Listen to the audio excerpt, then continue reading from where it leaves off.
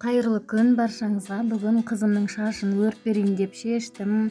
7 күнгө арналган 7 түрлүү шаш өрүү үлгүсүн салатын боламын.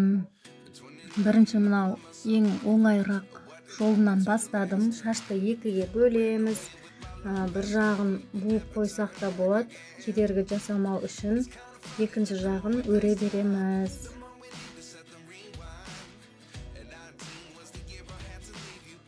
Жакшылап тарап аламыз. Баш жагынан баштап өрүүдү баштайбыз. 3ке бөлүп, кичинекей гана шаш бөлүгүн алабыз. Сонун 3ке бөлүп, эки шетинен алып, бири-бирине косуп өрө беребиз.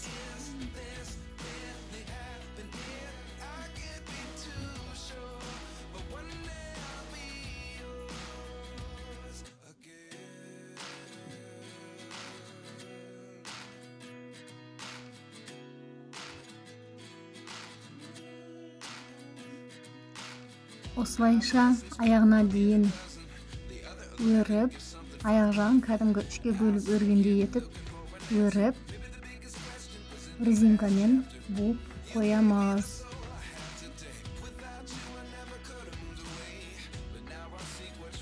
Аргы бетин жана өрүп койдум.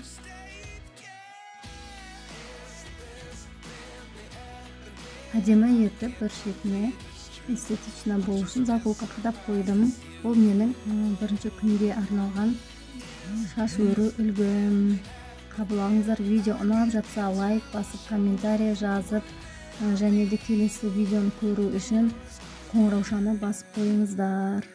Сау болуңуздар.